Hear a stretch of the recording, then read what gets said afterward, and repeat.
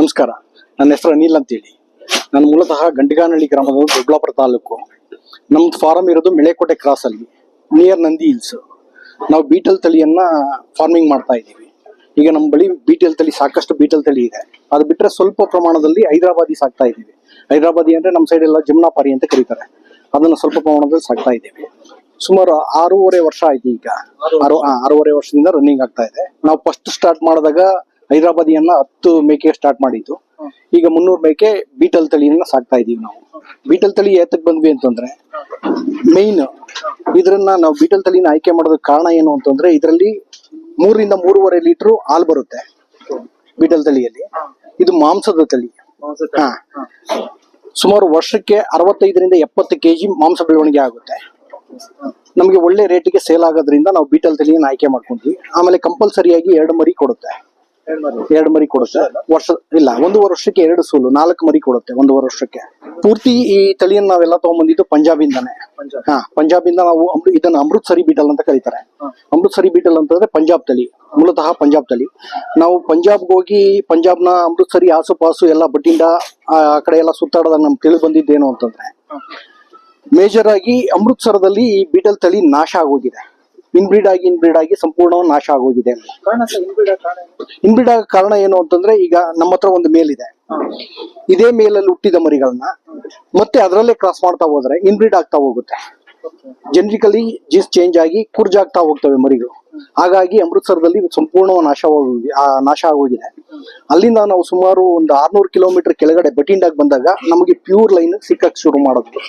ಅಲ್ಲಿ ಸುಮಾರು 1 ತಿಂಗಳ ಕಾಲ ನಾವು ಅಲ್ಲೇ ಸ್ಟೇ ಆಗಿ ನಮ್ಮ ಅನಿಮಲ್ಸ್ ಅನ್ನೆಲ್ಲ ಇದು ಮದರ್ಸ್ ಕ್ಯಾರೆಕ್ಟರಿಸ್ಟಿಕ್ ನೋಡ್ಕೊಂಡು, ಇದ್ರಲ್ಲಿ ನೋಡಿ ಇದು ಕಾಣುತ್ತಲ್ಲ ನಿಮ್ಗೆ, ರೋಮನ್ ನೋಸು, ಇದ್ರ ಕಿವಿ ಲೆಂತು, ಹಡ್ಡರು ಎಲ್ಲ ನೋಡ್ಕೊಂಡು ಅಲ್ಲಿ ಆಯ್ಕೆ ಮಾಡೋದಕ್ಕೆ ನಮ್ಗೆ ಸುಮಾರು 1 ತಿಂಗಳಾಯ್ತು. 1 ತಿಂಗಳು ಅಲ್ಲೇ ಸ್ಟೇ ಆಗಿ ಅಲ್ಲೇ ಆಯ್ಕೆ ಮಾಡ್ಕೊಂಡು ಅಲ್ಲೇ ಕ್ವಾರಂಟೈನ್ ಮಾಡಿದ್ವಿ. ಕ್ವಾರಂಟೈನ್ ಮಾಡಿದಾದ್ಮೇಲೆ ಅಲ್ಲಿ PPR ಮತ್ತೆ ET 2 ವ್ಯಾಕ್ಸಿನ್ ಅನ್ನು ಮಾಡಿ ಅಲ್ಲಿಂದ ಮತ್ತೆ ಇಲ್ಲಿಗೆ ಶಿಫ್ಟ್ ಮಾಡ್ಕೊಂಡಿದ್ದು ನಾವು. ವಾರ್ಷಿಕವಾಗಿ ನಿಮ್ಗೆ 5 ವ್ಯಾಕ್ಸಿನ್ ಅನ್ನು ಕಂಪಲ್ಸರಿ ಆಗಿ ಮಾಡ್ಕೋಬೇಕಾಗುತ್ತೆ. ಫಸ್ಟ್ ನಮ್ಮ ರೈತರು ಮೇಕೆ ಅಥವಾ ಕುರಿ ಯಾವುದೇ ನಮ್ಮ ಶೆಡ್ ಒಳಗಡೆ ಬರೋದಕ್ಕೆ ಮುಂಚೆ ನಾವು ಎಲ್ಲಿ ಕ್ವಾರಂಟೈನ್ ಮಾಡಿರ್ತೀವೋ ಆ ಜಾಗದಲ್ಲಿ PPR ಮತ್ತೆ ET ಕಂಪಲ್ಸರಿ ಮಾಡ್ಕೋಬೇಕಾಗುತ್ತೆ. ETR ಆದ್ಮೇಲೆ ನಮ್ಮ ಶೆಡ್ಗೆ ಬಂದಿದ್ದಾದ್ಮೇಲೆ ಮತ್ತೆ 1 ತಿಂಗಳು ಗ್ಯಾಪ್ ಕೊಟ್ಟು HS, ಬ್ಲೂ ಟಂಗು, ಮತ್ತೆ ಗೋಟ್ ಇದ್ರೆ ಗೋಟ್ ಫಾಕ್ಸು, ಶೀಫ್ ಇದ್ರೆ ಶೀಫ್ ಫಾಕ್ಸು, ಇದನ್ನ ಮಾಡ್ಕೋಬೇಕಾಗುತ್ತೆ. ಪ್ರತಿ ವರ್ಷ ನಾವು ಮಾಡ್ಕೋತಾ ಬರ್ಬೇಕಾಗುತ್ತೆ ಇದನ್ನ. ಸರ್, ನಿಮ್ಮ ಹತ್ರ ಈಗ ಟೋಟಲ್ ಎಷ್ಟು ಬಸ್ ಅಂದಾಜು ನಿಮ್ಮ ಈಗ ಅಟ್ ಪ್ರೆಸೆಂಟ್ 300 ಅನಿಮಲ್ಸ್ ಇದೆ. 300 ಎಲ್ಲ ಬೀಟಲ್? ಎಲ್ಲ ಬೀಟಲ್ ಇದೆ. 10 ಮಾತ್ರ ನಮ್ಮ ಹತ್ರ ಜಮ್ನಾಪುರಿ ಇದೆ. ಸರ್, ಇದೆಲ್ಲ ಎಷ್ಟು ತಿಂಗಳು ಬಸ್ ಈ ಮರಿ ಅಂದಾಜು? ಇದಕ್ಕೆ ನೋಡಿ, ಈಗ 2.5 ವರ್ಷ ಆಗಿದೆ. ಇದು 2.5 ವರ್ಷ ಆಗಿದೆ. ಈಗ 105 ಕೆಜಿ ಇದೆ. 105 ಕೆಜಿ ಇದೆ. ಇದ್ರ ವೆಯ್ಟ್ ಅನ್ನ ಅಂಡರ್ ವೆಯ್ಟ್ ಅಲ್ಲೇ ಇಟ್ಟಿರ್ತೀವಿ. ಇದೆಲ್ಲ ಬೀಟಲ್ ತಳಿ. ನಾನು ಆಗ್ಲೇ ಹೇಳಿದ್ನಲ್ಲ ನಿಮ್ಗೆ, ಹಡ್ಡರ್ ಕ್ವಾಲಿಟಿ ಅಂತ. ನೋಡಿ, ಹಡ್ಡರ್ ಈ ತರ ಇರಬೇಕು. ಈ ತರ ಬಂದಾಗ ನಮ್ಗೆ ಒಳ್ಳೆ ಮಿಲ್ಕಿಂಗ್ ಕೊಡೋಂತ ಕೆಪಾಸಿಟಿ ಇರುತ್ತೆ.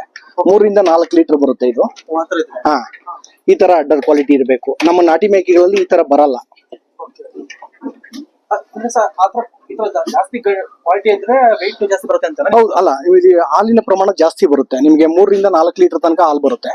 ಆಗ ಮರಿಗಳ ಬೆಳವಣಿಗೆ ಫಾಸ್ಟ್ ಇರುತ್ತೆ ನಿಮ್ಗೆ. ಇವೆಲ್ಲ ಆಗಿದೆ, ಇಂದು 2.5 ವರ್ಷ 3 ವರ್ಷ ಆಗಿದೆ. ಇದು ಮದರ್ಸ್ ಇವು.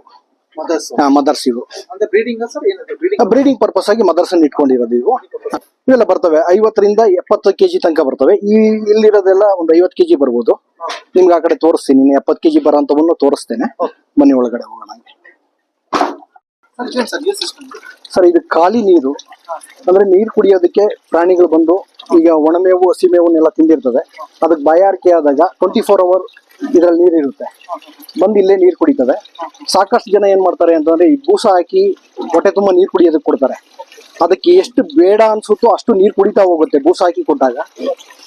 ಅದು ಒಳ್ಳೆ ಮೆಥಡ್ ಅಲ್ಲ. ಆಕ್ಚುಲಿ ನಾವು ಖಾಲಿ ನೀರನ್ನು ಕೊಡ್ಬೇಕು. ಅದಕ್ಕೆ ಎಷ್ಟು ಬೇಕೋ ಅಷ್ಟು ಮಾತ್ರ ಕುಡಿಯುತ್ತೆ. ಆಗ ಇಲ್ಲ, 2 ಟೈಮ್ಸ್ ಅಷ್ಟೇ ಆನ್ ಮಾಡ್ತಾರೆ. ಇದು ಖಾಲಿಯಾಗಿ ಬಂದು ಆನ್ ಮಾಡ್ಕೋತಾ ಇರ್ತಾರೆ. ಇಲ್ಲ, ತೀರಾ ಕೆಳಗಡೆ ಇಟ್ಟರೆ ಅದರಲ್ಲಿ ಕಸ ಬೀಳೋದು ಅಥವಾ ಅದ್ರ ಪಿಚ್ಕೆ ಬೀಳೋದು, ಗಂಜಲ ಬೀಳೋದು ಆಗುತ್ತೆ. ಆಗ ನೀರು ಗಲೀಜಾಗುತ್ತೆ. ಅದಕ್ಕೋಸ್ಕರ ಐಟಲ್ ಇರುತ್ತೆ. ಐಟಲ್ ಬಂದು ನೀರು ಕುಡಿತವೆ. ನಿಮ್ಗೆ ಬೀಟಲ್ ಅಂತ ಹೇಗೆ ಗೊತ್ತಾಗುತ್ತೆ ಅಂದ್ರೆ, ನೋಡಿ, ಇದು ಇದೆಯಲ್ಲ, ಇದು ರೋಮನ್ ನೋಸ್ ಅಂತ ಕರಿತೀವಿ. ಹಾ, ಇದು ರೋಮನ್ ನೌಸ್ ಅಂತ ಕರಿತೀವಿ. ಈ ಕೊಂಬುಗಳು ಹಿಂದಕ್ಕೆ ಬಾಗಿರ್ಬೇಕು. ಹಾ, ಬಾಗಿರ್ಬೇಕು. ಕಿವಿ ಏರ್ ಲೆಂತ್ ತುಂಬಾ ಚೆನ್ನಾಗಿರ್ಬೇಕು. ಹೌದು, ಉದ್ದ ಇರಬೇಕು. ಇದು ಹೆಲ್ತಿಯಾಗಿ ತುಂಬಾ ಹೈಟ್ ಇರಬೇಕು. ಹಡ್ಡರ್ ಕ್ವಾಲಿಟಿ ತುಂಬಾ ಚೆನ್ನಾಗಿರ್ಬೇಕು ನಮ್ಗೆ. ಹಾ, ಆವಾಗ ಮಾತ್ರ ಇದನ್ನ ಬೀಟಲ್ ಅಂತ ಕರಿತೀವಿ. ನಿಮಗೆ ಸಪೋಸ್ ನೋಡಿ ಈ ತರ ಆಗಿದ್ದಾಗ ಇದು ಮ್ಯಾಸ್ಟೈಟಿಸ್ ಆಗಿರೋ ಪ್ರಾಬ್ಲಮ್. ಇಲ್ಲ, ಇದು ಕೆಚ್ಚಲು ಬಾವು ಅಂತ ಕರಿತೀವಲ್ಲ. ಹಾ, ಕೆಚ್ಚಲು ಬಾವು ಅಂತ ಕರಿತೀವಲ್ಲ. ಹಸುಗಳಲ್ಲಾದ್ರೆ ವಾಸಿ ಆಗುತ್ತೆ. ಬಟ್ ಮೇಕೆಗಳಲ್ಲಾದ್ರೆ ತುಂಬಾ ರೇರ್ ಚಾನ್ಸಸ್ ಅಲ್ಲಿ ವಾಸಿ ಆಗೋದು ತುಂಬಾ ಕಡಿಮೆ. ಒಂದು ಮಲೆ ಹೊರಟೋಗ್ಬಿಡುತ್ತೆ. ಹಾ, ಹೊರಟೋಗುತ್ತೆ. ನಾವು ಅದಕ್ಕೋಸ್ಕರ ಫಸ್ಟ್ ಕೆಚ್ಚಲು ಬಾವು ಆಗದಿದ್ದಂಗೆ ನೋಡ್ಕೋಬೇಕು. ಮರಿಗಳನ್ನ ಪೂರ್ತಿಯಾಗಿ ಹಾಲು ಕುಡಿಯೋದಕ್ಕೆ ಬಿಡ್ಬೇಕು. ಹಾಲನ್ನ ಅದ್ರಲ್ಲಿ ಯಾವಾಗೂ ಸ್ಟಾಕ್ ಇರಬಾರದು ಮೇಕೆಗಳಲ್ಲಿ. ಹಂಗಿದ್ದಾಗ ಮಾತ್ರ ಆಗುತ್ತೆ.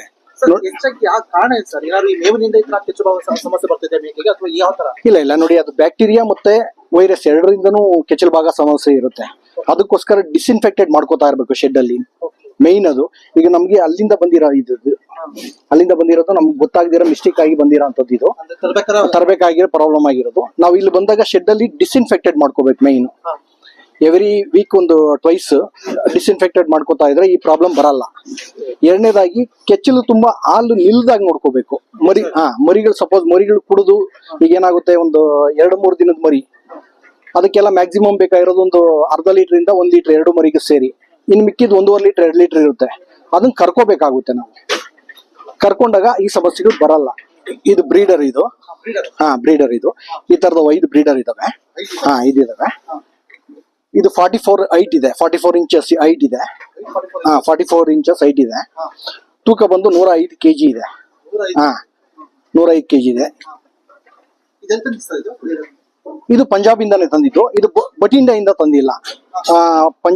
ನಮ್ಮ ಬಟಿಂಡಾ ಅಂತಂದ್ರೆ ನಿಮ್ಗೆ ಹರಿಯಾಣ ಆಸ್ಪಾಸಲ್ಲಿ ಬರುತ್ತೆ.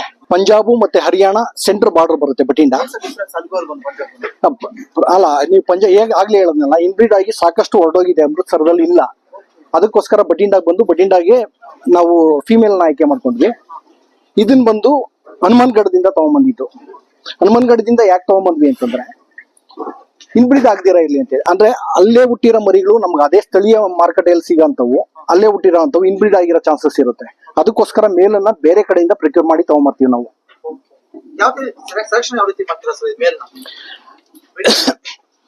ಮೈನ್ ನೋಡಿ, ಮೇಲಲ್ಲಿ ಈ ಫೇಸ್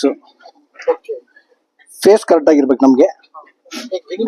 ಅಲ್ಲ, ಹೌದು, ಇದನ್ನ ಗಿನಿ ಮೂಗು ಅಂತಾರೆ ಕೆಲವರು. ಬಟ್ ಇದನ್ನ ರೋಮನ್ ನೋಸ್ ಅಂತ ಕರೀತಾರೆ. ಇದ್ರಲ್ಲಿ ರೋಮನ್ ನೋಸ್ ಕರೆಕ್ಟ್ ಆಗಿರ್ಬೇಕು. ಇದೆಯಲ್ಲ, ಇದು ಇಲಿಜಾರ್ ಆಗಿರ್ಬೇಕು. ಮತ್ತೆ ಸ್ಕಿನ್ ನಮ್ಗೆ ಟೈಟ್ ಇರಬಾರ್ದು, ತುಂಬಾ ಟೈಟ್ ಇರಬಾರ್ದು. ಸಾಫ್ಟ್ ಆಗಿರ್ಬೇಕು, ತುಂಬಾ ಸಾಫ್ಟ್ ಆಗಿರ್ಬೇಕು. ತುಂಬಾ ಸಾಫ್ಟ್ ಆಗಿರ್ಬೇಕು. ಹೈಟ್ ಚೆನ್ನಾಗಿರ್ಬೇಕು. ಆವಾಗ ಮಾತ್ರ ನಮ್ಗೆ ಬ್ರೀಡಿಂಗ್ ಆಗುತ್ತೆ. ಇದು ಹೌದು, ಇವೆಲ್ಲ ಪ್ರೆಗ್ನೆಂಟ್. ಅಂದ್ರೆ ಆಗ್ಲೇ ನೀವು ನೋಡಿದ್ವಲ್ಲ ಮೇಲ್ ಜೊತೆಲಿ ಇರೋಂಥದ್ದು. ಆತರ ಕ್ರಾಸಿಂಗ್ ಆದ್ಮೇಲೆ ಏನ್ ಮಾಡ್ತೀವಿ ಅಂದ್ರೆ ಸಪರೇಟ್ ಮಾಡ್ತೀವಿ. ಇದಕ್ಕೆ ಫೀಡಿಂಗ್ ಎಲ್ಲ ಸಪರೇಟ್ ಕೊಡಬೇಕಾಗಿರೋದ್ರಿಂದ ಮೇಲ್ಸ್ ಇಂದ ಹೊರಗಡೆ ತೆಗೆದು ಬೇರೆ ಸೆಕ್ಷನ್ ಅಲ್ಲಿ ಹಾಕಿರ್ತೀವಿ. ಮರಿ ಹಾಕೋ ತನಕನೂ ಇವು ಬೇರೆ ಬೇರೆ ಸೆಕ್ಷನ್ ಅಲ್ಲೇ ಇರ್ತವೆ. ಅಂದ್ರೆ 3 ತಿಂಗಳು 4 ತಿಂಗಳು ಆ ತರ ಚೇಂಜ್ ಸಪರೇಟ್ ಮಾಡಿರ್ತೀವಿ. ಇವಕ್ಕೆ ಸಪರೇಟ್ ಆದ ಫೀಡಿಂಗ್ ಮೆಥಡ್ ಇರುತ್ತೆ. ಫೀಡಿಂಗ್ ಈಗ ನೋಡಿ, ಈಗ ವೀನಿಂಗ್ ಅಲ್ಲಿ ಇರೋಂಥದ್ದು, ಈಗ ಇದ್ರ ಜೊತೆ ಗಂಡು ಜೊತೆಲಿ ನೋಡಿದ್ರಲ್ಲ, ಅದಕ್ಕೆಲ್ಲ ನಾವು ಸ್ವಲ್ಪ ಪೂರ್ತಿಯಾಗಿ ಫೀಡ್ ಅನ್ನು ಕಂಟ್ರೋಲ್ ಮಾಡಿರ್ತೀವಿ. ಕ್ರಾಸಿಂಗ್ ಆಗೋ ತನಕ ಫೀಡ್ ಕೊಡೋದಿಲ್ಲ. ನಮ್ಗೆ ಅವಶ್ಯಕತೆ ಇರಲ್ಲ ಅದಕ್ಕೆ. ಅಂದ್ರೆ ತಾಯಿಯಿಂದ ಮರಿಗಳನ್ನ ಬೇರ್ಪಡಿಸಿರ್ತೀವಿ. ಬೇರ್ಪಡಿಸಿದ ತಕ್ಷಣ ಹಾಲ್ ಡ್ರಾಪ್ ಆಗಬೇಕು. ನಮ್ಗೆ ಹಾಲ್ ಡ್ರಾಪ್ ಆಗಬೇಕು. ಅದಕ್ಕೋಸ್ಕರ ತಗೊಂಬಂದು ಗಂಡು ಜೊತೆಲಿ ಹಾಕಿರ್ತೀವಿ. ನಾವು ಫೀಡ್ ಕೊಡ್ತಾ ಹೋದ್ರೆ ಹಾಲ್ ಬರ್ತಾನೆ ಇರುತ್ತೆ. ಹಾಲನ್ನು ಕರ್ಕೋಬೇಕಾಗುತ್ತೆ. ಮತ್ತೆ ಅದು ಫಲ ಆಗೋದು ಲೇಟ್ ಆಗುತ್ತೆ. ಆದ್ರಿಂದ ಏನ್ ಮಾಡ್ತೀವಿ, ಫೀಡ್ ಅನ್ನ ಸ್ಟಾಪ್ ಮಾಡ್ಬಿಟ್ಟು ಗಂಡು ಜೊತೆಲಿ ತಗೊಂಬಂದ್ ಹಾಕ್ತಿವಿ. ಗಂಡು ಜೊತೆಲಿ ತಗೊಂಬಂದ್ ಹಾಕ್ಬಿಟ್ಟು ಅದಕ್ಕೇನು ಕೊಡೋದಿಲ್ಲ, ಬರೀ ಮೇವನ್ ಮಾತ್ರ ಕೊಡ್ತಾ ಇರ್ತೀವಿ. ಒನ್ಸ್ ಕ್ರಾಸ್ ಆಯ್ತು ಅಂತ ತಕ್ಷಣ ಬೇರೆ ಸೆಕ್ಷನ್ ತಗೊಂಬಂದ್ ಹಾಕ್ತಿವಿ. ಇಲ್ಲಿ ಫೀಡ್ ಸ್ಟಾರ್ಟ್ ಮಾಡಕ್ ಶುರು ಮಾಡ್ತೀವಿ. 350 ಗ್ರಾಮ್ ಇಂದ ಫೀಡ್ ಸ್ಟಾರ್ಟ್ ಮಾಡ್ತೀವಿ. ನಾವೇ ಪ್ರಿಮಿಕ್ಸ್ ಅನ್ನು ರೆಡಿ ಮಾಡ್ತೀವಿ. ಆ ಪ್ರಿಮಿಕ್ಸ್ ಅನ್ನ ಫೀಡ್ ಜೊತೆಲಿ ಮಿಕ್ಸ್ ಮಾಡಿ ಇದನ್ನ ಕೊಡ್ತೀವಿ. ಅಜೋಲಾ, ಪ್ರಿಮಿಕ್ಸು ಮತ್ತೆ ಫೀಡ್ ಇಷ್ಟನ್ನು ಮಿಕ್ಸ್ ಮಾಡಿ ಕೊಡ್ತಾ ಬರ್ತೀವಿ. ನೋಡಿ, ಇದು ಹುಟ್ಟಿ ವಾರ ಆಗಿದೆ. 1 ವಾರ ಆಗಿದೆ. ಇದು 2.5 ತಿಂಗಳಾಗಿದೆ. ಈಗ ಒಂದು 14 kg ಬರುತ್ತೆ ಇದು. ಇದು 1.5 ತಿಂಗಳಾಗಿದೆ ಮರಿ. ಇದು 1.5 ತಿಂಗಳಾಗಿದೆ. ಸೇಲ್ ಮಾಡ್ತೀರಾ ಸರ್ ಮರಿಗಳೆಲ್ಲ? ಹೌದು, ಮರಿನೂ ಸೇಲ್ ಮಾಡ್ತೀವಿ ಮತ್ತೆ ತಾಯಿಗಳನ್ನೂ ಸೇಲ್ ಮಾಡ್ತೀವಿ ನಾವು. ಹುಟ್ಟಿದ ಮರಿ 3 ತಿಂಗಳಿಗೆ ಸೇಲ್ ಮಾಡ್ತೀವಿ ನಾವು. ತಾಯಿಗಳನ್ನ ಅವರು ಅಂದ್ರೆ ಇಲ್ಲಿ 3 ತರದ ಕ್ವಾಲಿಟಿ ಬರುತ್ತೆ. ಮೇಜರ್ ಅಲ್ಲಿ ನಮ್ ಬೀಟಲ್ ಅಂತ ತಗೊಂಡಾಗ 3 ತರದ ಕ್ವಾಲಿಟಿ ಬರುತ್ತೆ. ಅಂದ್ರೆ ತುಂಬಾ ಹೆವಿ ಇರೋ ಅಡ್ಡರ್, ಮತ್ತೆ ಹೈಟ್ ತುಂಬಾ ಹೈಟ್ ಇರೋ ಅಂತದ್ದು, ಮತ್ತೆ ಮೀಡಿಯಂ ಹೈಟ್, ಲೋ ಹೈಟ್, ಈ 3 ಕ್ವಾಲಿಟಿ ತರ ಬರುತ್ತೆ. ಆ ಕ್ವಾಲಿಟಿಗೆ ತಕ್ಕಂಗೆ ಅದರ ರೇಟ್ಗಳಿರುತ್ತೆ. ಮರಿಗಳು 3 ತಿಂಗಳ ಮರಿಗಳು ನಾವು ಸೇಲ್ ಮಾಡ್ತೀವಿ. ನೋಡಿ, ಯಾವಾಗ್ಲೂ ಅಷ್ಟೇ ಮೇಕೆಗಳಿಗೆ ಮೇಜರ್ ಆಗಿ ನಾವು ಇದನ್ನೇ ಕೊಡೋದು. ಇದನ್ನ ಬೇಲಿ ಮೇಕೆ ಅಂತಾರೆ, ಎಡ್ಜುಲೂಸರ್ ಅಂತ ಕರಿತೀವಿ. 90% ಇದನ್ನೇ ಮೇವು ಕೊಡೋದು ನಾವು. ನಿಮಗೆ ತೋರಿಸ್ತೀನಿ, ಹೊರಗಡೆ ಹೋದಾಗ ತೋಟ ತೋರಿಸ್ತೀನಿ. ಇದರಲ್ಲಿ ಏನಿದೆ ಅಂತಂದ್ರೆ ಸುಮಾರು 30 ರಿಂದ 35% ಪ್ರೋಟೀನ್ ಇದೆ. ನೀರಿನ ಅಂಶ ತುಂಬಾ ಕಡಿಮೆ ಇದೆ. ಇದನ್ನ ಅನಾಲಿಸಿಸ್ ಮಾಡಿ ರಿಸರ್ಚ್ ಮಾಡಿದಾಗ ಗೊತ್ತಾಯ್ತು, ಇದರಲ್ಲಿ ತುಂಬಾ ಪ್ರಮಾಣದಲ್ಲಿ ನಮಗೆ ನಾರಿನಂಶ ಇದೆ. ನಾರಿನಂಶ ಮತ್ತೆ ಪ್ರೋಟೀನ್ ಎರಡೂ ಇರೋದ್ರಿಂದ ತುಂಬಾ ಚೆನ್ನಾಗಿ ಜೀರ್ಣ ಆಗುತ್ತೆ. ಸಪೋಸ್ ನೀವು ಈಗ ಅಗಸೆ ಬೇರೆ ಬೇರೆ ಜಾತಿ ಬರ್ತದಲ್ಲ, ಅದನ್ನ ಹಾಕಿದಾಗ ಏನಾಗುತ್ತೆ, ರಿಚ್ ಪ್ರೋಟೀನ್ ಇರುತ್ತೆ, ಬಟ್ ನೀರಿನ ಅಂಶನೂ ಜಾಸ್ತಿ ಇದ್ದಾಗ ಜೀರ್ಣ ಆಗಲ್ಲ, ಮರಿಗಳಿಗೂ ಸಹ ಜೀರ್ಣ ಆಗಲ್ಲ. ಇದು ಹೊಟ್ಟೆ ತುಂಬಾ ಕೊಟ್ಟರು ಏನು ಪ್ರಾಬ್ಲಮ್ ಬರಲ್ಲ ಮೇಕೆಗಳಿಗೆ. ಯಾವ್ದು ಮೇಕೆ ಅಥವಾ ದನ ಯಾವ್ದಕ್ ಬೇಕಾದ್ರೂ ಕೊಡ್ಬೋದು ನೀವು, ಇದನ್ನ ಏನು ಪ್ರಾಬ್ಲಮ್ ಬರಲ್ಲ. ಆಮೇಲೆ ನಮ್ಗೆ ವಾರ್ಷಿಕವಾಗಿ 1 ಎಕರೆಗೆ 80 ರಿಂದ 120 ಟನ್ ಮೇವು ಬರುತ್ತೆ. ಇದು ಬೇರೆ ಯಾವುದು ಬರಲ್ಲ. ನಿಮ್ಗೆ ಜೋಳ ಆ ತರದ್ದು ಏನಾದ್ರು ಬೆಳೆದ್ರೆ ಏನಾಗುತ್ತೆ, ನಿಮ್ಗೆ ಪೆಸ್ಟಿಸೈಡ್ಸ್ ಅದನ್ನೆಲ್ಲ ಹೊಡಿತಾ ಭೂಮಿ ಹಾಳಾಗೋದ್ರ ಜೊತೆಗೆ ನಮ್ಗೆ ಅದನ್ನ ವಿಷನ್ ಕೊಡ್ತಾ ಇರ್ತೀವಿ ನಾವು ಅನಿಮಲ್ಸ್ಗೆ. ಅದು ಬರೋದು ವಾರ್ಷಿಕವಾಗಿ 60 ಟನ್. ಇದು 100 ರಿಂದ 120 ಟನ್ ಬರುತ್ತೆ. ಸರ್, ನಮ್ಮಲ್ಲಿರೋಂಥ ಬೀಟಲ್ ಮರಿಗಳನ್ನ ನಾವು ಮಾರಾಟ ಮಾಡ್ತೀವಿ. 3 ತಿಂಗಳ ಮರಿಗಳನ್ನ ಸೇಲ್ ಮಾಡ್ತೀವಿ ನಾವು. ಗಂಡು ಮತ್ತು ಹೆಣ್ಣು 2 ಮರಿಗಳನ್ನ 3 ತಿಂಗಳ ಮರಿಗಳನ್ನ ಮಾರಾಟ ಮಾಡ್ತೀವಿ. ಜೊತೆಗೆ ತಾಯಿ ಬೇಕು, ಮದರ್ ಸ್ಟಾಕಲ್ಲಿ ದೊಡ್ಡ ಫಿಮೇಲ್ ಬೇಕು ಅಂತ ಬಂದರು ಅವನ್ನು ಸಹ ಮಾರಾಟ ಮಾಡ್ತೀವಿ ನಾವು. ಎರಡನ್ನೂ ಮಾರಾಟ ಮಾಡೋದಕ್ಕೆ ಕೊಡ್ತೀವಿ ನಾವು ಹೊರಗಡೆಗೆ. ನಾನು ಆಗ್ಲೇ ಹೇಳದ್ನಲ್ಲ, ನಾವು ಪ್ರಿಮಿಕ್ಸ್ ನಾವೇ ಸ್ವಂತ ರೆಡಿ ಮಾಡ್ಕೋತೀವಿ ಅಂತೇಳಿ. ಯಾವ ರೀತಿ ಮಾಡ್ತಾರೆ ಸರ್ ಇದು? ಇದನ್ನ ಈಗ ನಾವು ಮೇವು ಕೊಡ್ತೀವಲ್ಲ, ಮೇವಲ್ಲಿ ನಾವು ಫೈಬರು ಮತ್ತೆ ಪ್ರೋಟೀನ್ ಇರೋಂಥ ಮೇವನ್ನ ಕೊಡ್ತೀವಿ.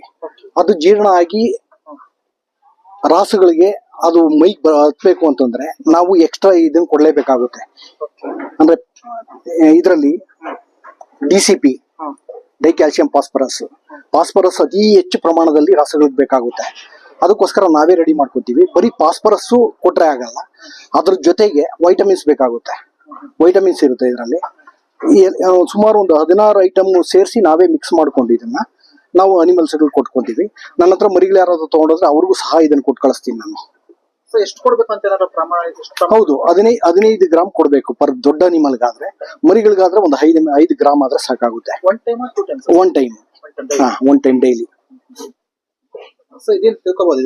ಸರ್, ಇದು ಡ್ಯೂರಾಮ್ಯಾಕ್ಟಿನ್ ಅಂತೇಳಿ ಇಂಟರ್ನಲ್ ಪ್ಯಾರಾಸೈಟು ಮತ್ತೆ ಎಕ್ಸ್ಟರ್ನಲ್ ಪ್ಯಾರಾಸೈಟು ಎರಡಕ್ಕೂ ಕೆಲಸ ಮಾಡುತ್ತೆ. ಇದು ಡಿವರ್ಮೈಂಗ್ ಆಗಿ ಇದನ್ನ ಬಳಸ್ಕೊಳೋದ್ರಿಂದ ನಮಗೆ ತುಂಬಾ ಚೆನ್ನಾಗಿ ಕೆಲಸ ಮಾಡುತ್ತೆ. ಇದು ಅನಿಮಲ್ಸ್ ಇಯರ್ಲಿ ಒನ್ಸ್ ಇದನ್ನ ಬಳಸೋದು ತುಂಬಾ ಉತ್ತಮ.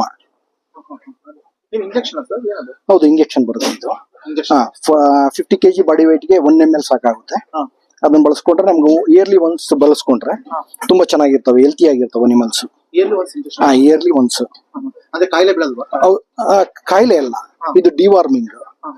ಇಂಟರ್ನಲ್ ಮತ್ತೆ ಎಕ್ಸ್ಟರ್ನಲ್ ಪ್ಯಾರಾಸೈಟ್ಸ್ ಎರಡಕ್ಕೂ ಕೆಲಸ ಮಾಡುತ್ತೆ ಇದು. ನಾನು ಆಗ್ಲೇ ಹೇಳದ್ನಲ್ಲ ನಿಮಗೆ, ನಾವು ಸ್ಪ್ರೇ ಮಾಡ್ತೀವಿ ಕೆಳಗಡೆ ಶೆಡ್ಗೆಲ್ಲ ಸ್ಪ್ರೇ ಮಾಡ್ತೀವಿ ಅಂತ ಹೇಳದ್ನಲ್ಲ. ಇದನ್ನ ಸ್ಪ್ರೇ ಮಾಡ್ಕೊಳೋದ್ರಿಂದ ನಾವು ಯಾವುದೇ ಬ್ಯಾಕ್ಟೀರಿಯಾ ಆ ತರದ್ದೇನು ಪ್ರಾಬ್ಲಮ್ ಆಗದಿರಾ ನಮ್ಗೆ ಕೆಚ್ಚಲು ಬಾವು ಸಮಸ್ಯೆಯಿಂದ ದೂರ ಆಗ್ಬೇಕು ಅಂದ್ರೆ ಈ ತರದನ್ನ ವೀಕ್ಲಿ 2 ಸರಿ ಸ್ಪ್ರೇ ಮಾಡ್ಕೋತಾ ಬರ್ಬೇಕಾಗುತ್ತೆ ನಾವು. ಹೌದು, ಬ್ಯಾಕ್ಟೀರಿಯಾ ಲೋಡ್ ತುಂಬಾ ಕಡಿಮೆ ಆಗುತ್ತೆ. ಇದು ಶಿರೋಹಿ ಅಂತ ಸರ್. ಸ್ಪೆಷಲ್ ಏನಿಲ್ಲ, ಸಿಂಗಲ್ ಕಿಡ್ ಕೊಡುತ್ತೆ ಇದು.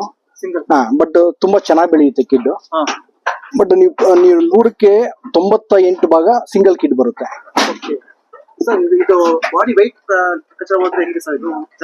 ಚೆನ್ನಾಗಿ ಬರುತ್ತೆ, ಆದ್ರೆ ಸಿಂಗಲ್ ಕಿಡ್ ಇರೋದ್ರಿಂದ ನಮ್ಗೆ ಅಷ್ಟೊಂದು ಲಾಭ ಕಡಿಮೆ ಇರುತ್ತೆ. ತುಂಬಾ ಕಡಿಮೆ ಇರುತ್ತೆ. 1.5 ವರ್ಷಕ್ಕೆ 2 ಸೂಲು ಅಂತಂದ್ರೆ 2 ಮರಿ ಬರುತ್ತೆ. ನಿಮ್ಗೆ ಬೀಟಲ್ ಅಲ್ಲಿ 4 ಮರಿ ಬರುತ್ತೆ. ಇದು ಬೋಯರ್ ಅಂತ ಹೇಳಿ ಸರ್, ಬೋಯರ್ ಅಂತೇಳಿ ಸೌತ್ ಆಫ್ರಿಕನ್ ಬ್ರೀಡ್ ಇದು. South African breed. ನಾನು ಖುಷಿಗೋಸ್ಕರ ಇದನ್ನ ಸಾಕೊಂಡಿದ್ದೀನಿ. ಕೇರಳದಲ್ಲಿ ಒಳ್ಳೆ ಮಾರ್ಕೆಟ್ ಇದೆ ಇದಕ್ಕೆ. ಬಟ್ ಕರ್ನಾಟಕದಲ್ಲಿ ಡಿಮ್ಯಾಂಡ್ ಕಡಿಮೆ ಇದೆ, ಬಟ್ ಕೇರಳದಲ್ಲಿ ತುಂಬಾ ಮಾರ್ಕೆಟ್ ಇದೆ. ಸ್ಪೆಷಲ್ ಇದೆ ಈ ಬ್ರೀಡ್ ಅಲ್ಲಿ? ತುಂಬಾ ವೆಯ್ಟ್ ಬರುತ್ತೆ. ಇದು ಡಬಲ್ ಕಿಟ್ ಕೊಡುತ್ತೆ. ಡಬಲ್ ಕಿಟ್ ಕೊಡುತ್ತೆ. ಹೈಟ್ ಕಡಿಮೆ ಬರುತ್ತೆ. ರೇಟ್ ಕಮ್ಮಿ. ಕೆಳಗಡೆನೆ ಎಳ್ಕೊಳೋದ್ರಿಂದ ಕೆಳಗಡೆ ತುಂಬಾ ದಪ್ಪ ಬರುತ್ತೆ. 120 kg ತನಕ ಬರುತ್ತೆ ಗಂಡು.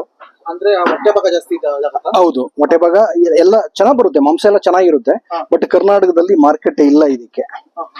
ಸದ್ಯಕ್ಕೆ ಫೇಲ್ಯೂರ್ ಆಗಿದೆ ಇದು. ಕರ್ನಾಟಕದಲ್ಲಿ ಸೇಲ್ ಇಲ್ಲ ಇದು. ಕೇರಳದಲ್ಲಿ ತುಂಬಾ ಚೆನ್ನಾಗಿ ನಡೀತಾ ಇದೆ ಸರ್. ಇದು ಹೈದರಾಬಾದಿ ಅಂತೇಳಿ. ಸಾಕಷ್ಟು ಜನ ಇದನ್ನ ಜಮ್ನಾಪಾರಿ ಅಂತ ಕರೀತಾರೆ. ಆದ್ರೆ ಜನ ತಪ್ಪು ಏನ್ ತಿಳ್ಕೊಂಡಿದ್ದಾರೆ ಅಂತಂದ್ರೆ ಹೈದರಾಬಾದಿನೇ ಬೇರೆ, ಜಮ್ನಾಪಾರಿನೇ ಬೇರೆ. ಜಮ್ನಾಪಾರಿ ಅಂದ್ರೆ ನಿಮ್ಗೆ ನೋಡಿ ಇಲ್ಲಿದೆಯಲ್ಲ ವೈಟ್, ಈ ತರ ಬರುತ್ತೆ. ಫುಲ್ ವೈಟ್ ಅಲ್ಲಿ ಬರುತ್ತೆ. ಫುಲ್ ವೈಟ್ ಬರುತ್ತೆ. ಜಮ್ನಾಪಾರಿ ಅಂತಂದ್ರೆ ಕಿವಿ ಲೆಂತ್ ಇಷ್ಟಿರಲ್ಲ, ಇನ್ನ ಕಡಿಮೆ ಇರುತ್ತೆ. ಅದು ಜಮ್ನಾಪಾರಿ. ಆಕ್ಚುಲಿ ಈ ಬ್ರೀಡ್ ಬಂದು ಹೈದರಾಬಾದಿ ಇದು. ಇದು ಶೋ ಬ್ರೀಡ್ ಇದು. ಎಲ್ಲಾರು ಸಾಕಿ ಎಲ್ಲಾರು ಮಾರಾಟ ಮಾಡ್ಲಿಕ್ಕೆ ತುಂಬಾ ಕಷ್ಟ ಇದು. ಇದು ಮಾರ್ಕೆಟ್, ಇದು ಶೋ ಬ್ರೀಡ್ ಆಗಿರೋದ್ರಿಂದ ಮಾಂಸದಕ್ಕೆ ಹೋಗೋದು ತುಂಬಾ ಕಡಿಮೆ. ಇದು ಶೋಕ್ ಹೋಗೋದೇ ಜಾಸ್ತಿ. ಇದು ಇದ್ರ ಫೇಸ್ ಪಂಚು, ಇದ್ರ ಕಿವಿ ಲೆಂತ್ ಮೇಲೆ ಇದಕ್ಕೆ ರೇಟ್ ನಿರ್ಧಾರ ಆಗುತ್ತೆ. ಇದು ನೋಡಿ, ಈಗ 20 ಇಂಚ್ ಉದ್ದ ಇದೆ, 8.5 ಇಂಚ್ ಅಗಲ ಇದೆ. ಇದು ಬಾಡಿ ಏನೋ ಜಾಸ್ತಿ ಬೆಳೆಯುತ್ತೆ ಸರ್? ಇದು ಬೆಳೆಯುತ್ತೆ ನಿಮ್ಗೆ ನೋಡೋದಕ್ಕೆ. ಬಟ್ ಇದ್ರ ರೇಟ್ ತುಂಬಾ ದುಬಾರಿ ಆಗಿರುತ್ತೆ. ಈಗ ನೋಡಿ, ಇದು ಸಪೋಸ್ ಇಲ್ಲಿದೆಯಲ್ಲ, ಇದು ಬಂದು 1 ಲಕ್ಷ ರೂಪಾಯಿ. ರೈತರು 1 ಲಕ್ಷ ರೂಪಾಯಿ ಕೊಟ್ಟು ತಗೊಂಡೋಗಿ ಅದ ವರ್ಕೌಟ್ ಆಗಲ್ಲ ರೈತರಿಗೆ. ರೈತರಿಗೆ ಬೀಟಲ್ಲೇ ಬೆಟ್ರು. 1 ಲಕ್ಷ ಬೀಳುತ್ತೆ ಸರ್ ಇದು? ಹೌದು. ಸರ್ ಇದನ್ನ ಬಿಟ್ಮೇಲೆ ಸಪರೇಟ್ ಸೇಲ್ ಈಗ ಕ್ವಾರಂಟೈನ್ ಇಂದ ಬಂದು ಈ ಪ್ರೆಸೆಂಟ್ ನಿನ್ನೆ ಬಂದಿದೆ. ಇದನ್ನ ಸಪರೇಟ್ ಆಗಿ 1-1.5 ತಿಂಗಳು ಸಪರೇಟ್ ಆಗಿ ಇಟ್ಟಿರ್ತೀವಿ ಅಬ್ಸರ್ವೇಷನ್ ಅಲ್ಲಿ. ಅಂದ್ರೆ ಏನ್ ಪ್ರಾಬ್ಲಮ್ ಆಗುತ್ತೆ, ಅಲ್ಲಿಂದ ಬಂದಾಗ ನಮ್ಗೆ ಜ್ವರ ಆ ತರದ್ ಬರೋ ಚಾನ್ಸಸ್ ಇರುತ್ತೆ, ವೀಕ್ ಆಗೋ ಚಾನ್ಸಸ್ ಇರುತ್ತೆ. ಅದಕ್ಕೋಸ್ಕರ ಇವನು ಸಪರೇಟ್ ಆಗಿ ಇಟ್ಟಿರ್ತೀವಿ. ಸಪರೇಟ್ ಆಗಿ ಉದ್ದೇಶ ಅಂದ್ರೆ ಈಗ ಇದ್ರಾಗ ಕಾಯಿಲೆ ಇದ್ರೆ ಬೇರೆ ಮರಿಗಳು ಸ್ಪ್ರೆಡ್ ಆಗುತ್ತೆ? ಇಲ್ಲ, ಇಲ್ಲಿ ಕ್ವಾರಂಟೈನ್ ಮುಗಿಸ್ಕೊಂಡೇ ಬಂದಿದೆ ಆಲ್ರೆಡಿ. ಬೇರೆ ಕಡೆ ಕ್ವಾರಂಟೈನ್ ಮುಗಿಸ್ಕೊಂಡೇ ಬಂದಿದೆ. ಕಾಯಿಲೆ ಯಾವುದೂ ಇಲ್ಲ. ಬಟ್ ಅಲ್ಲಿಂದ ಬಂದಿದ್ದಾಗ ಏನಾಗುತ್ತೆ, ವೀಕ್ ಆಗಿರ್ತವೆ. ಇದಕ್ಕೆ ಸಪರೇಟ್ ಫೀಡಿಂಗ್ ಮಾಡ್ಬೇಕಾಗುತ್ತೆ. ಎಲ್ಲಾದ್ನೂ ಸಪರೇಟ್ ಆಗಿ ಕೊಡ್ಬೇಕು. ಇದಕ್ಕೆ ಫೀಡು ಸಪರೇಟ್ ಆಗಿ ಕೊಡ್ಬೇಕು, ಎಕ್ಸ್ಟ್ರಾ ಕೊಡ್ಬೇಕಾಗುತ್ತೆ. ಇದು ಬಾಡಿ weight ಎಲ್ಲ ಚೆನ್ನಾಗಾಗಿ ತುಂಬಾ ಜನ ಇದಾದ್ಮೇಲೆ ಅದ್ರ ಜೊತೆಗೆ ಬಿಡ್ತೀವಿ ನಾವು. ಹಳೆದ್ರ ಜೊತೆಗೆ ಬಿಡ್ತೀವಿ. ಅದುವರೆಗೂ ಹಳೆದ್ರ ಜೊತೆಗೆ ಬಿಡಲ್ಲ ಇವನ್ನ. 228 ಅಡಿ ಉದ್ದ ಇದೆ, 38 ಅಡಿ ಅಗಲ ಇದೆ. 38 ಅಡಿ ಅಗಲ ಇದೆ. ಎಷ್ಟು ಮಾಡಿ ಇಡ್ಸ್ಬೋದು ಸರ್ ಅಂದಾಜು? ನಿಮ್ಗೆ 480 ಅನಿಮಲ್ ಹಿಡಿಯುತ್ತೆ. ಇದರಲ್ಲಿ 480 ಅನಿಮಲ್ ಹಿಡಿಯುತ್ತೆ. ನಿಮ್ಗೆ ಬಿಸಿಲಲ್ಲಿ ಹೋಗೋದಕ್ಕೆ ಜಾಗ ಮಾಡ್ಕೋಬೇಕು. ಶೆಡ್ ನಿರ್ಮಾಣ ಆದ್ಮೇಲೆ ಮೇನ್ ಬೇಕಾಗಿರೋದು ನಮ್ಗೆ ಬಿಸಿಲು. ಈಗ ನಾವೇನೋ ಇದು ಕೊಡ್ತಾ ಇದೀವಿ, ಏನೋ ಪ್ರಿಮಿಕ್ಸ್ ಕೊಡ್ತಾ ಇದೀವಿ. ಅದರಲ್ಲಿ ವಿಟಮಿನ್ D3 ಇರುತ್ತೆ. ಓಕೆ, ಸರಿ ಹೋಗುತ್ತೆ. ಕೆಲವ್ರು ಏನ್ ಮಾಡ್ತಾರೆ, ಪೂರ್ತಿ ಕ್ಲೋಸಿಂಗ್ ಸೆಟ್ ಮಾಡ್ಕೊಂಡಿರ್ತಾರೆ, ಬಿಸಿಲಿಗೆ ಹೋಗೋದೇ ಇಲ್ಲ. ಈ ಕಡೆ ಅವರು ಪ್ರಿಮಿಕ್ಸ್ ಅನ್ನು ಕೊಡ್ತಾ ಇರಲ್ಲ. ಅವಾಗ ಏನಾಗುತ್ತೆ, ವಿಟಮಿನ್ D3 ಡಿಫಿಷಿಯನ್ಸಿ ಆಗುತ್ತೆ. ವಿಟಮಿನ್ D3 ಡಿಫಿಷಿಯನ್ಸಿ ಆಗಿ ಕಾಲ್ ಬಿದ್ದೋಗೋ ಚಾನ್ಸಸ್ ಇರುತ್ತೆ. ಅದಕ್ಕೋಸ್ಕರ ಯಾವ ತರ ಮಾಡ್ಕೋಬೇಕು ಅಂದ್ರೆ ರೈತರು, ಮುಂದೆ ತೋರಿಸ್ತೀನಿ ಅಲ್ಲಿ ಬನ್ನಿ. ಶೆಡ್ ಇಂದ ಹೊರಗಡೆಗೆ 5 ಅಡಿ ಇದೆ. ಅಲ್ಲಿ ಬಿಸಿಲು ಬರ್ತಾ ಇರುತ್ತೆ. ಸಪೋಸ್ ಅನಿಮಲ್ಸ್ ಗೆ ಬಿಸಿಲು ಬೇಕು ಅನ್ನಿಸಿದಾಗ ಬಿಸಿಲಲ್ಲಿ ಹೋಗಿ ನಿಂತ್ಕೊಳ್ತವೆ. ಆವಾಗ ನಿಮ್ಗೆ ವಿಟಮಿನ್ D3 ಡಿಫಿಷಿಯನ್ಸಿ ಆಗಲ್ಲ. ರೈತರು ಯಾರಾದ್ರೂ ಮಾಡ್ಕೋಬೇಕು. ನಾವು ಪ್ರಿಮಿಕ್ಸ್ ಆ ತರದ್ದು ಏನು ಆಗ್ತಾ ಇಲ್ಲ ಅಂದ್ರೆ ಶೆಡ್ ನಿರ್ಮಾಣ ಮಾಡ್ಬೇಕಾದ್ರೆ ಈ ತರ ಮಾಡ್ಕೊಂಡ್ರೆ ಅವ್ರಿಗೆ ಪ್ರಾಬ್ಲಮ್ ಬರಲ್ಲ. ಸ್ವಲ್ಪ ಬಿಸಿಲು ಬೆಳಕು ಮಾಡ್ಕೊಂಡು. ಹೌದು, ಸ್ವಲ್ಪ ಶೆಡ್ ಇಂದ ಹೊರಗಡೆ 4 ಅಡಿ 5 ಅಡಿ ಜಾಗ ಕೊಟ್ಟಾಗ ಬಿಸಿಲು ಒಳಗಡೆ ಬೀಳುತ್ತೆ. ಆಟೋಮೆಟಿಕ್ ಆಗಿ ಬಿಸಿಲು ಒಳಗಡೆ ಬಿದ್ದಾಗ ಬೇಕು ಅಂತ ನೋಡಿ ಮರಿಗಳಲ್ಲಿ ಮಲಗಿದಾವಲ್ಲ, ಬಿಸಿಲಿಗೆ ಹೋಗಿ ಮಲಗಿದಾವೆ. ಮೇಜರ್ ಇದು ಮಾಡಿರೋದೇ ಉದ್ದೇಶನೇ ಮರಿಗಳಿಗೋಸ್ಕರ. ತಾಯಿಗಳಿಗೆ ನಾವು ವಿಟಮಿನ್ D3 ಕೊಡ್ತಾ ಇದೀವಿ ಆಲ್ರೆಡಿ. ಪ್ರಿಮಿಕ್ಸ್ ಅಲ್ಲಿ ಹೋಗ್ತಾ ಇದೆ. ಮರಿಗಳಿಗೆ ಕೊಡಕ್ಕಾಗಲ್ಲ ನಾವು ನೇರವಾಗಿ. ಸಣ್ಣ ಹಾಲು ಕುಡಿಯೋ ಮರಿಗಳಿಗೆ ನಾವು ನೇರವಾಗಿ ಯಾವುದೇ ಫೀಡ್ ಕೊಡಕ್ಕಾಗಲ್ಲ. ಅದಕ್ಕೆ ಏನ್ ಮಾಡ್ತವೆ, ಅವು ಬಿಸಿಲು ಬೇಕು ಅಂದ್ರೆ ಬಿಸಿಲಲ್ಲಿ ಹೋಗಿ ಮಲ್ಕೋತವೆ. ಮತ್ತೆ ಒಳಗಡೆ ನಮ್ ಬಿಸಿಲು ಸಾಕಾಯ್ತು ಅಂದಾಗ ಹೊರಗಡೆಯಿಂದ ಸೀದಾ ಒಳಗೆ ಬಂದು ನೆರಳಲ್ಲಿ ಇರ್ತವೆ. ಸರ್ ಈಗ ಮೇಕೆ ಗೊಬ್ಬರಗಳು, ಗೊಬ್ಬರನೆಲ್ಲ ಏನ್ ಮಾಡ್ತೀರಾ ಸರ್? ಸೇಲ್ ಮಾಡ್ತಿದ್ದ ಅಥವಾ ನಿಮ್ಮ ಸ್ವಂತ ಯೂಸ್ ಮಾಡ್ತೀರಾ? ಇಲ್ಲ, ಸೇಲ್ ಯಾರಿಗೂ ಮಾಡ್ತಾ ಇಲ್ಲ. ಎಲ್ಲ ಸ್ವಂತ ತೋಟಗಳಿಗೆ ಬಳಸ್ತಾ ಇದೀವಿ. ಮೇಜರ್ ಆಗಿ ಇದು ನಾವೇನ್ ಬೆಳಿತಾ ಇದೀವಿ ಬೇಲಿ ಮೆಥಿ, ಅದಕ್ಕೆ ಬಳಸ್ತಾ ಇದೀವಿ. ಇದರಿಂದ ಬಂದಿದ್ದು ಇದಕ್ಕೆ ಕೊಡ್ತಾ ಇದೀವಿ. ಅವಾಗ ನಮ್ಗೆ ಲಾಗೋಡ್ಗಳ ಅವಶ್ಯಕತೆ ತೀರಾ ಕಡಿಮೆ ಆಗುತ್ತೆ. ಈಗ ನಾವು ಯೂರಿಯಾ ಅಥವಾ DAP ಹಾಕ್ಬೇಕು ಅಲ್ಲ, ಅದರ ಪ್ರಮಾಣ ಕಡಿಮೆ ಆಗುತ್ತೆ. ಇದಕ್ಕೆ ಬಂದಿದ್ದನ್ನ ಇದಕ್ಕೆ ಬಳಸ್ಕೊತಾ ಇದೀವಿ. ಒಂದು 70% ಇದೇ ಮೇವು ಬೆಳೆಯೋದಕ್ಕೆ ಬಳಸ್ಕೊತೀವಿ. ಇನ್ನ ಒಂದು 30% ನಾವು ಬೇರೆ ಬೇರೆ ಬೆಳೆಗಳು ಬೆಳೆಯೋದಕ್ಕೆ ಹಾಕೋತೀವಿ ನಾವು. ಸರ್ ನೀವು ಹೆಚ್ಚಾಗಿ ಯಾವ ಮೇವು ಜಾಸ್ತಿ ಬೆಳ್ಕೊತಿದ್ದಾರೆ ಸರ್ ನೀವು ಹೆಚ್ಚಾಗಿ? ಮೇಜರ್ ಬೆಳೀತಾ ಇರೋದೇ ನಾವು ಬೇಲಿ ಮೆಥಿ, ಎಡ್ಜುಲೂಸರ್ನ. ಬೇಲಿ ಮೆಥಿ ಎಡ್ಜುಲೂಸರ್ನೇ ಬೆಳೀತಾ ಇರೋದು. ಸುಮಾರು 4.5 ಎಕರೆ ಇದೆ ಎಡ್ಜುಲೂಸರ್ನು. ಸ್ವಲ್ಪ ಪ್ರಮಾಣದಲ್ಲಿ ರೇಷ್ಮೆ ಇದೆ. ಅದು ಬಿಟ್ರೆ ನೇಪಿಯರ್ ಅಂತೂ ಬಳಸೋದೇ ಇಲ್ಲ ನಾವು. ನೇಪಿಯರ್ ಅಲ್ಲಿ ಹ್ಯಾಕ್ಸಾಲೈಟ್ಸ್ ಇರೋದ್ರಿಂದ ಕ್ಯಾಲ್ಸಿಯಂ ಡಿಫಿಷಿಯನ್ಸಿ ಆಗುತ್ತೆ. ಆ ಕ್ಯಾಲ್ಸಿಯಂ ಡಿಫಿಷಿಯನ್ಸಿ ಆಗಿ ಆಟೋಮೆಟಿಕ್ ಸುಮಾರು ರೈತರು ಇವತ್ತು ಫೇಲ್ಯೂರ್ ಆಗ್ತಾ ಇರೋದು ಎಲ್ಲಿ ಅಂತಂದ್ರೆ ಫಾರ್ಡ್ರಲ್ಲಿ. ಹಸುಗಳು ಸಾಕ್ತಾರೆ ಅಥವಾ ಕುರಿ ಮೇಕೆಗಳು ಸಾಕ್ತಾರೆ, ತಗೊಂಬಂದ್ ನೇಪಿಯರ್ ಅನ್ನ ಹೊಟ್ಟೆ ತುಂಬಾ ಕೊಡ್ತಾರೆ. ಅವಿಗೆ ಹಸಿ ಮೇವು ಹೊಟ್ಟೆ ತುಂಬಾ ತಿಂತವೆ. ತಿಂದಾಗ ಏನಾಗುತ್ತೆ, ಆಕ್ಸಾಲೈಟ್ ಆಕ್ಟಿವ್ ಆಗ್ತವೆ. ಆಕ್ಟಿವ್ ಆಗಿ ಕ್ಯಾಲ್ಸಿಯಂ ಡಿಫಿಷಿಯನ್ಸಿ ಆಗ್ತಾ ಹೋಗುತ್ತೆ. ಕಾಲುಗಳು ಬಿದ್ದೋಗೋ ಚಾನ್ಸಸ್ ಇರುತ್ತೆ. ಸುಮಾರು ರೈತರನ್ನ ನೀವು ಕೇಳ್ತಾ ಹೋಗಿ, ನಮ್ಮ ಫಲ ಆಗ್ತಾ ಇಲ್ಲ, ಎಷ್ಟು ವರ್ಷ ಆದ್ರೂ ಫಲ ಆಗ್ತಾ ಇಲ್ಲ ಅಂತ ಹೇಳ್ತಾರೆ ಹಸುಗಳು. ಗರ್ಭಕೋಶ ವೀಕ್ ಆಗ್ತಾ ಹೋಗುತ್ತೆ. ನಮ್ಮ ಡಾಕ್ಟರ್ಗಳು ಇದನ್ನ ಯಾರು ತಿಳಿಸಲ್ಲ, ಈ ತರ ಆಗ್ತಾ ಇದೆಯಪ್ಪ, ನೀವು ನೇಪಿಯರನ್ನು ಕಡಿಮೆ ಮಾಡಿ ಅಂತ. ನೇಪಿಯರನ್ನು ಕಡಿಮೆ ಮಾಡಿ ಅಂದ್ರೆ ಆಲ್ಟರ್ನೇಟಿವ್ ಆಗಿ ಯಾವುದೇ ಮೇವನ್ನ ಕಂಡಿಡ್ದಿಲ್ಲ ನಮ್ಮವರು. ಅದಕ್ಕೋಸ್ಕರ ಏನ್ ಮಾಡ್ತಾರೆ, ಅವ್ರು ಏನು ಹೇಳಕ್ ಹೋಗಲ್ಲ, ಇದನ್ನೇ ಬಳಸ್ಕೊಳ್ಳಿ ಅಂತ ಬಿಟ್ಟಿರ್ತಾರೆ. ಬಂದು ಇಂಜೆಕ್ಷನ್ ಮಾಡ್ತಾ ಹೋಗ್ತಾರೆ. ಅದು ಲಾಸ್ಟ್ಗೆ ಸ್ಲಾಡ್ರಿಗೆ ಹೋಗುತ್ತೆ, ಕಟಾವ್ಗೆ ಹೋಗುತ್ತೆ, ಅಷ್ಟೇ ಆಗ್ತಾ ಇರೋದು. ಅದಕ್ಕೆ ಆದಷ್ಟು ರೈತರು ನೇಪಿಯರ್ ಅನ್ನು ಕಡಿಮೆ ಬಳಸಿ. ಈ ತರದ ಇದು ಕಾಡು ಜಾತಿಗೆ ಸೇರಿದಂತ ಸೊಪ್ಪಿದು. ಇದನ್ನ ಹಸುಗಳಿಗೂ ಸಹ ಕೊಡ್ಬೋದು. ಬೆಲಿ ಮೆಂತ್ಯನ ಹಸುಗಳಿಗೂ ಸಹ ಕೊಡ್ಬೋದು. ಇದರಲ್ಲಿ ಆಕ್ಸಲೈಟ್ಸ್ ಆ ತರದ್ದು ಯಾವುದೂ ಇಲ್ಲ. ಆಮೇಲೆ ಯಾವುದೇ ಪೆಸ್ಟಿಸೈಡ್ ಹೊಡಿಬೇಕಾಗಿಲ್ಲ. ಇವಾಗ ನೀವು ಜೋಳ ಬೆಳೆದ್ರೆ ಕನಿಷ್ಠ 3 ಸರಿ ಪೆಸ್ಟಿಸೈಡ್ಸ್ ಹೊಡೆಯಬೇಕಾಗುತ್ತೆ. ಬಟ್ ಇದಕ್ಕೆ ಯಾವುದನ್ನು ಹೊಡಿಬೇಕಾಗಿಲ್ಲ. ಅದಕ್ಕೆ ಲೇಬರ್ ಕಾಸ್ಟ್ ತುಂಬಾ ಜಾಸ್ತಿ ಆಗುತ್ತೆ. ನಿಮ್ಗೆ ಅಲ್ಲಿ ತೋಟಕ್ಕೆ ಹೋದಾಗ ತೋರಿಸ್ತೇನೆ, ಅದ್ರ ಬಗ್ಗೆ ಹೇಳ್ತೇನೆ, ಅವಾಗ ಗೊತ್ತಾಗುತ್ತೆ ನಿಮ್ಗೆ. ಸರ್ ಆಮೇಲೆ ಇವಾಗ ಯಾವ ರೀತಿ ಕೊಡ್ತಿದ್ರು ಈಗ ರೈತರಿಗೆ ಮರಿಗಳನ್ನ ಕೆಜಿ ಲೆಕ್ಕ ಕೊಡ್ತಿದ್ರೆ ಯಾವ ರೀತಿ ಕೊಡ್ತಿದ್ರು? ಇಲ್ಲ ನೋಡಿ, ಪ್ಯೂರ್ ಬೀಟಲ್ ಅಂತ ಬಂದಾಗ ಕೆಜಿ ಲೆಕ್ಕ ಬರಲ್ಲ. ಈಗ ಮಹಾರಾಷ್ಟ್ರದಿಂದ ತಗೊಂಬಂದು ಸುಮಾರು ಜನ ಏನ್ ಮಾಡ್ತಾ ಇದಾರೆ ಅಂದ್ರೆ ರೈತರಿಗೆ ಮೋಸ ಮಾಡ್ತಾ ಇದಾರೆ. ಸ್ಲಾಟ್ರಿಗೆ ಹೋಗ್ತಾ ಇರೋಂತ ಅನಿಮಲ್ ಅಂತ ತಗೊಂಬಂದು ಇಲ್ಲಿ ಕೆಜಿ ಲೆಕ್ಕ 650, 700 ಈ ತರ ಮಾಡಿ ಮಾರಾಟ ಮಾಡ್ತಾ ಇದ್ದಾರೆ. ತಗೊಂಬಂದಿರೋ ಸುಮಾರು ಜನ, ನನ್ನ ಅನುಭವ ಮತ್ತೆ ನನ್ನ ಜೊತೆಲಿ ಇರೋಂತ ತಗೊಂಬಂದಿರೋ ಅನುಭವ ಏನು ಅಂತಂದ್ರೆ, ತಗೊಂಬಂದು 98% ಮಾರ್ಟಾಲಿಟಿ ಬರುತ್ತೆ. ಯಾಕೆಂದ್ರೆ ಸ್ಲಾಟರ್ಗೆ ಹೋಗುವಂತ ತಗೊಂಬಂದು ಇಲ್ಲಿ ಬ್ರೀಡಿಂಗ್ ಅನಿಮಲ್ ಅಂತ ಹೇಳಿ ಸೇಲ್ ಮಾಡ್ತಾ ಇದ್ದಾರೆ ಕರ್ನಾಟಕದಲ್ಲಿ. ಮಹಾರಾಷ್ಟ್ರದಿಂದ ತಗೊಂಬರ್ತಾರೆ, ತಗೊಂಬಂದು ಇಲ್ಲಿ ಒಳ್ಳೆ ಕ್ವಾಲಿಟಿ ಅಂತ ಹೇಳ್ತಾರೆ, ಒಳ್ಳೆ ಕ್ವಾಲಿಟಿ ಅಂತ ಹೇಳಿ ಸೇಲ್ ಮಾಡ್ತಾರೆ. ತಗೊಂಬಂದು ಆಗಿ ಒಂದು 3 ದಿನ 4 ದಿನ ಏನು ಪ್ರಾಬ್ಲಮ್ ಇರಲ್ಲ. 1 ವಾರ ಆದ್ಮೇಲೆ ಶುರುವಾಗುತ್ತೆ, ಮಾರ್ಟಾಲಿಟಿ ಬರೋದಕ್ಕೆ ಶುರುವಾಗುತ್ತೆ. ಅದಕ್ಕೋಸ್ಕರ ನಾನು ಹೇಳೋದೇನು ಅಂತಂದ್ರೆ, ನೀವು ಯಾವುದೇ ರೈತರ ನೀವು ತಗೋಬೇಕಾದ್ರೆ ನೇರವಾಗಿ ರೈತರ ತಗೊಂಬನ್ನಿ. ಅವ್ರ ಹತ್ರ ಸಾಕ್ತಾ ಇದ್ದಾರ, ಅವ್ರು ಸಾಕಿದಾರ, ಅವ್ರು ಸಾಕಿ ಅಲ್ಲಿ ಕ್ವಾರಂಟೈನ್ ಆಗಿ ಅವ್ರ ಹತ್ರ ಒಂದು 4-5 ತಿಂಗಳು ಇದೆಯಾ ಶೆಡ್ ಅಲ್ಲಿ, ಅದನ್ನ ನೋಡ್ಕೊಂಡು ತಗೊಂಡೋಗಿ. ಅಲ್ಲ, ಯಾವುದೇ ರೈತ ಅಥವಾ ಯಾವುದೇ ಈಗ ಬರ್ತಾ ಇರೋಂತ ಸುಮಾರು ಯುವ ಪೀಳಿಗೆ ಬರ್ತಾ ಇದೆ, ನಾನು ಕುರಿ ಸಾಕ್ಬೇಕು, ಮೇಕೆ ಸಾಕ್ಬೇಕು ಅಂತ ಬರ್ತಾ ಇದ್ದಾರೆ. ಯಾರು ಅಷ್ಟೇ ಏಕ್ದಮ್ ಬಂದು 150-200 ಮಾಡ್ತೀನಿ ಅಂತ ಹೋಗ್ಬೇಡಿ. ಖಂಡಿತ ನೀವು ಕನಿಷ್ಠ ಕಡಿಮೆ ಅಂತಂದ್ರೆ ಒಂದು 20ರಿಂದ ಸ್ಟಾರ್ಟ್ ಮಾಡ್ಕೊಳ್ಳಿ. ತೀರಾ ನಾನು 150 ಮಾಡ್ಬೇಕು ಅನ್ನೋರು 20ರಿಂದ ಸ್ಟಾರ್ಟ್ ಮಾಡಿ. 20 ಮಾಡ್ಬೇಕು ಅಂತಿರೋರು 5ರಿಂದ ಸ್ಟಾರ್ಟ್ ಮಾಡ್ಕೊಳ್ಳಿ. ಕಡಿಮೆ ಪ್ರಮಾಣದಿಂದ ಹೋದ ಮಾತ್ರ ಸಕ್ಸಸ್ ಕಾಣೋದಕ್ಕೆ ಸಾಧ್ಯ. ಇದು ಒಂದೇ ಸರಿ ಹೋಗಿ ಏನೂ ಗೊತ್ತಿಲ್ಲ, ನನಗೆ ಇದ್ರ ಬಗ್ಗೆ ಗೊತ್ತೇ ಇಲ್ಲ, ಇಂದು ಮುಂದೆ ಗೊತ್ತಿಲ್ಲ, ನಾನು ಒಂದ್ಸರಿ 100 ತಗೊಂಬಂದು ಹಾಕ್ಕೋತೀನಿ ಅಂತಂದ್ರೆ 100% ಫೇಲ್ಯೂರ್ ಆಗ್ತೀರಾ. ಮಾರ್ಟಾಲಿಟಿ ಬರುತ್ತೆ. ಮತ್ತೆ ಅದ್ರ ಬಗ್ಗೆ ನಿಮ್ಗೆ ಏನ್ ಮೆಡಿಸಿನ್ ಮಾಡಬೇಕು, ಏನ್ ಮಾಡಬೇಕು ಏನೂ ಗೊತ್ತಿರಲ್ಲ. ತಗೊಂಡಾಗ ಫಸ್ಟ್ ನೀವು ಕಡಿಮೆಯಿಂದ ಸ್ಟಾರ್ಟ್ ಮಾಡ್ಕೊಂಡು ಹೋಗಿ. ಕಡಿಮೆಯಿಂದ ಸ್ಟಾರ್ಟ್ ಮಾಡ್ಕೊಂಡು ಹೋದಾಗ ನಿಮ್ಗೆ ಗೊತ್ತಾಗುತ್ತೆ, ಅದರ ಹಾವಭಾವಗಳು ಆಗು ಹೋಗುಗಳು ಗೊತ್ತಾಗುತ್ತೆ. ಆವಾಗ ನೀವು ಅದರಲ್ಲೇ ಸಕ್ಸಸ್ ಕಾಣ್ತಾ ಇದ್ರೆ ಮುಂದಕ್ಕೆ ಎಕ್ಸ್ಟೆಂಡ್ ಮಾಡ್ಕೊಂಡು ಹೋಗ್ಬೋದು. ಸರ್ ನಿಮ್ಮ ಅನುಭವ ಈಗ 4 ವರ್ಷದಿಂದ ಮಾಡ್ತಾ ಇದ್ದೀರಾ, 6 ವರ್ಷ ಆಗಿದೆ. 6 ವರ್ಷ ಮಾಡ್ತಾ ಇದ್ದೀರಾ. ನಿಮ್ಮ ಅನುಭವ ಪ್ರಕಾರ ಇದರಲ್ಲಿ ಪ್ರಾಫಿಟ್ ಯಾವ ರೀತಿ ಇರ್ಬೋದು ಸರ್, ಲಾಸ್ ಯಾವ ರೀತಿ ಇರ್ಬೋದು? ನಾನು ಇದ್ರಲ್ಲಿ ಪ್ರಾಫಿಟ್ ಕಂಡವ್ರಿಗಿಂತ ಲಾಸ್ ತುಂಬಾ ಜನ ನೋಡಿದ್ದೀನಿ. ಸುಮಾರು ಜನ, ಆಕ್ಚುಲಿ ನಿಜ ಅದು. ಪ್ರಾಫಿಟ್ ಆಗಿರೋರ್ಗಿಂತ ಲಾಸ್ ತುಂಬಾ ಜನ ನೋಡಿದೀನಿ. ಮೇಕೆ ಮತ್ತೆ ಕುರಿ ಎರಡನ್ನೂ ಸಾಕೋದಕ್ಕೆ ಹೋಗಿ ಸುಮಾರು ಜನ ಕೈ ಸುಟ್ಕೊಂಡಿರೋರು ನೋಡಿದೀನಿ. ಕಾರಣ ಏನು ಅಂದ್ರೆ ಪ್ರೆಸೆನ್ಸ್. ಯಾವ ವ್ಯಕ್ತಿ ಮೇಕೆ ಅಥವಾ ಕುರಿ ಸಾಕ್ತೀನಿ ಅಂತ ಹೋಗ್ತಾನೋ ಅವನು ಪ್ರೆಸೆನ್ಸ್ ಅಲ್ಲಿ ಮುಖ್ಯ. ಬರೀ ನಾನು ಲೇಬರ್ ಇಟ್ಟಿದ್ದೀನಿ, ಒಂದಕ್ಕೆ 4 ಜನ ಲೇಬರ್ ಕೊಡ್ತೀನಿ, ಸಾಕೊಂಡು ಹೋಗ್ತಾರೆ, ಅವ್ರ ಮೇವು ತಂದಾಕ್ತಾರೆ ಅಂತಂದ್ರೆ ಖಂಡಿತ ಆಗಲ್ಲ. ಮೇಕೆ ಯಾಕೆ ಇವಾಗ ನೋಡಿ ಉದಾಹರಣೆ, ಅಲ್ಲೊಂದು ಮೇಕೆ ನಿಂತಿದೆ, ಅದು ಸಪರೇಟ್ ಆಗಿ ಹೋಗಿ ಯಾಕೆ ನಿಂತಿದೆ ಅದು ಗೊತ್ತಾಗ್ಬೇಕು ನಿಮ್ಗೆ.